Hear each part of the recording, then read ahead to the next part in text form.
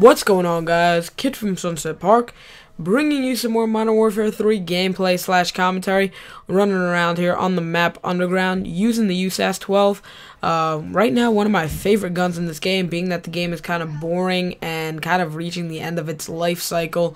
I like running around now with kind of pointless, stupid guns almost, and I never really gave this gun a try, and it's actually really good. Getting a couple of good proficiencies and a couple of good attachments on it, and it becomes a pretty lethal weapon. And stick around for the bonus clip that I included at the end of this video, where I pull off a nice little hardcore search and destroy streak with this gun. It's pretty nice, so stick around towards the end, and hopefully you guys can give it a like if you really enjoyed the clip. So in today's commentary, I'm going to be talking about some more high school stories, bringing the series back. If you're new to it and you didn't check in last week, basically I'm going to be explaining stuff that happens in high school. I'm in 10th grade, and I'm just going to be explaining it. If you need any help or anything to aid you through high school, you know, leave it in the comment section below. First of all, if you have any suggestions for the commentary after this one, so I can cover it right quick, and we could get that out of the way. So basically, in this commentary today, we're going to be talking about final exams. And being that final exams for me start in about 1.5 weeks, I thought it would be an ample topic to cover, being that, you know, I'm so close to these tests, and they do matter a lot. So if you do not have final exams in your school, and you don't know what they are, and you are in high school, I'm going to explain them real quick. They're basically a test at the end of the year that is a compilation of pretty much everything you learned in a specific class in that year. And you might have one for every class except gym, maybe not gym, or one of your elective classes like a cooking class or a computer class, being if you're from a different state or your teacher just decides not to give you one. Usually the more standard courses, history, science, math, and history, science, math, and languages are the classes that you will get your typical final exams in. And basically I have 4 or 5 final exams coming up. I have one in driver's education this Friday, which is basically to get my permit to be able to drive in the state of New Jersey. And that'd be awesome if I can get my permit and I pass the test and I'm able to drive.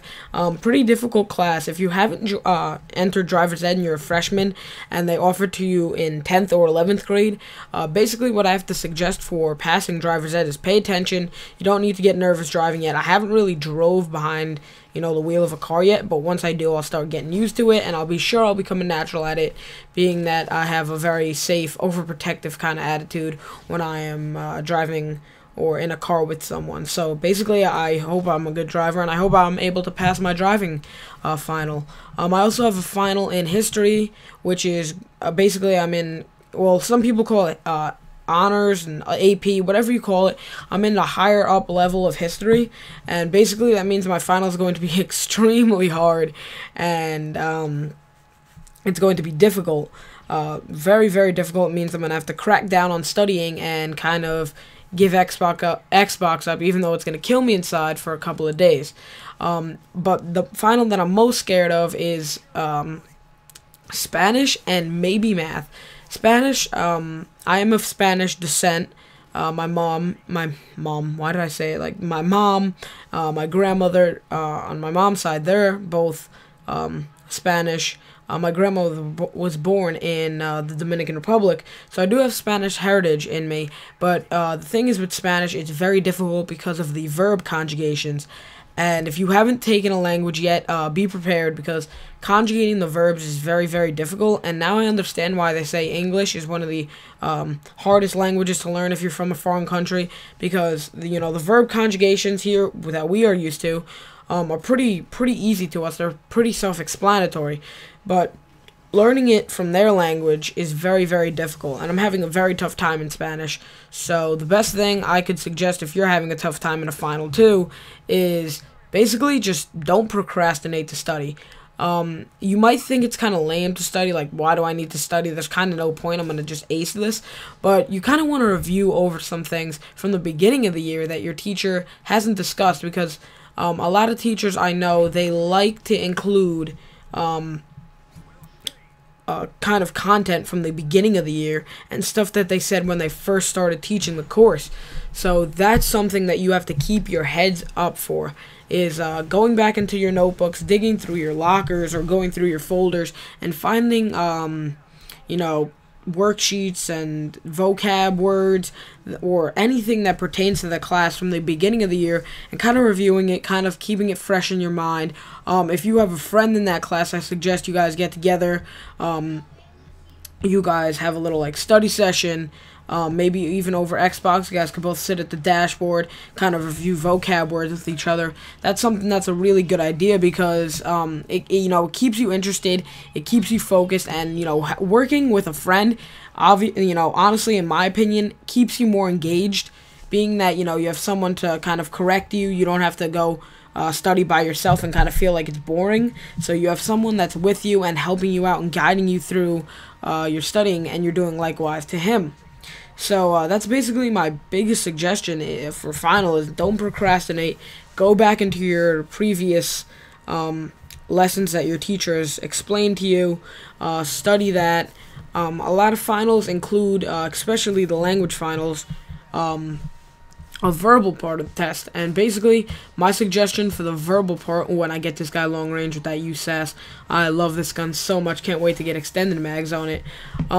So basically, some language classes, they're going to have a verbal part on the test where your teacher's going to ask you to say some things, maybe say a paragraph to her, or maybe reiterate a sentence to her, or she's going to say something to you, and you have to repeat it back in English.